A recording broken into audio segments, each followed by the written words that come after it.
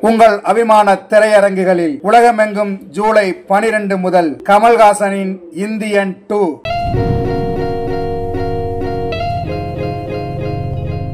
அன்பு தமிழ் நெஞ்சங்களுக்கு வணக்கம். இந்த காணொளியில் நாம் தெரிந்து கொள்ள இருக்கின்ற தகவல் 7G திரைப்படத்தின் திரை விமர்சனம். வாங்க நிகழ்ச்சிக்கு போவோம்.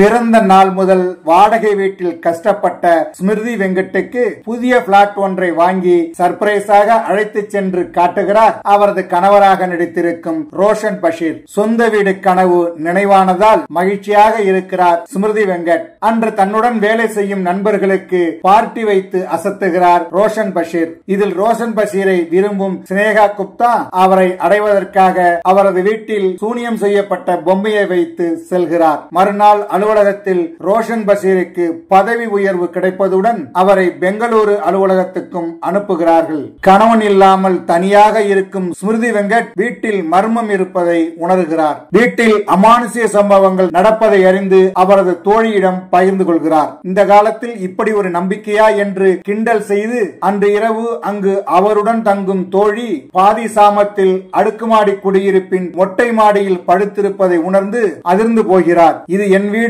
இங்கு யாருக்கும் அனுமதி இல்லை என்று ஒரு ஆத்மா அவரை விரட்டுகிறது. ஸ்மிருதி வெங்கட்டிடம் அவரது தோழி இந்த பிளாட்டில் இருக்காதே, இங்கு கெட்ட ஆவி இருக்கிறது என்று அறிவுறுத்துகிறார். அப்படியும் மீறி அந்த பிளாட்டில் இருக்கும் ஸ்மிருதி வெங்கட்டிடம் அந்த ஆத்மா பயமுறுத்துகிறது. அந்த மிரட்டலுக்கு பயந்தாலும் இது என் வீடு, நான் இங்கிருந்து போக மாட்டேன் என்று ஸ்மிருதி வெங்கட் உறுதியான பதிலை தெரிவிக்கிறார். அந்த ஆவியும் இது என் வீடு, இங்கு யாரையும் அனுமதிக்க மாட்டேன் என்று கூறி ஸ்மிருதி வெங்கட்டின் கழுத்தை பிடித்து நெரிக்கிறது. அதன் பிறகு தன் வீட்டையும் பிள்ளையையும் ஸ்மிருதி வெங்கட் எப்படி காப்பாற்றுகிறார்? அந்த ஆத்மா யார்? சூனியம் செய்யப்பட்ட பொம்மைக்கும் அந்த ஆத்மாவுக்கும் என்ன தொடர்பு என்பது படத்தின் மீதி கதை.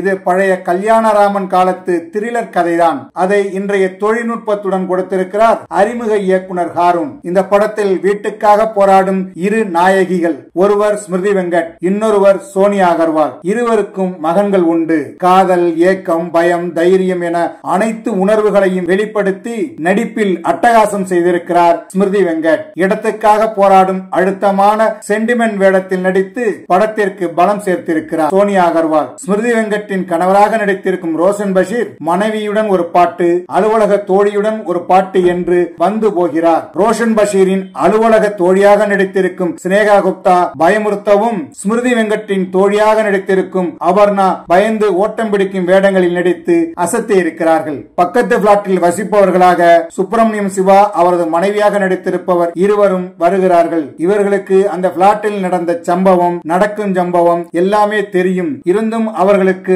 ஆதரவாக வந்து அக்கறை காட்டும் வேடம், அதை சிறப்பாக செய்திருக்கிறார்கள். அந்த அடுக்குமாடி குடியிருப்பின் காவலாளியாக நடித்திருக்கும் கல்கி ராஜா சில இடங்களில் சிரிக்க வைக்கிறார். போலீஸ் அதிகாரியாக வரும் செல்வா அந்த பாத்திரத்திற்கு பொருத்தமாக இருந்து இயல்பான நடிப்பை வழங்கியிருக்கிறார். இசையமைப்பாளர் சித்தார்த் விபின் இரண்டாம் பாதியில் ஒரு முக்கியமான காமெடி கலந்த வில்லன் பாத்திரத்தில் நடித்திருக்கிறார். சில இடங்களில் வசனங்கள் மூலம் சிரிக்கவும் வைக்கிறார். பாடல் இசையாலும் பின்னணி இசையாலும் கூட கவனிக்க வைக்கிறார். அடுக்குமாடி குடியிருப்பு, அதனுள் இருக்கும் 7G எண் கொண்ட மஞ்சு பிளாட்டில் நடக்கும் கதை என்பதால் அதிக காட்சிகள் அங்குதான் காட்டப்படுகிறது.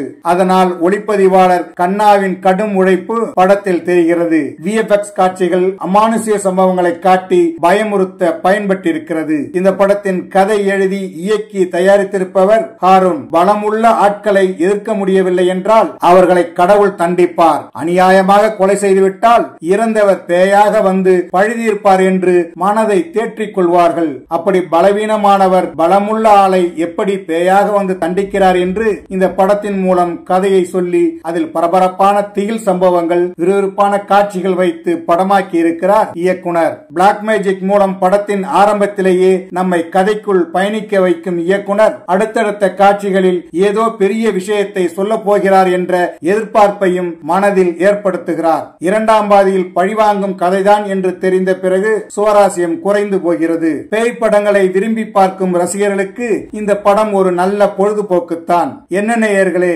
7G திரைப்படத்தின் திரை விமர்சனத்தை தெரிந்து கொண்டீர்களா? சரி, தமிழ் தொலைக்காட்சியை தொடர்ந்து பாருங்கள். தமிழ் தொலைக்காட்சியை லைக் பண்ணுங்க, ஷேர் பண்ணுங்க, கமெண்ட் பண்ணுங்க. தமிழ் வலைக்காட்சியின் புதிய அப்டேட்டுகள் உடனுக்குடன் உங்களுக்கு தெரிய வர அருகில் உள்ள பெல் பட்டனை மறக்காமல் அமுக்குங்க. கலை இலக்கியம் யாவும் மக்களுக்கு.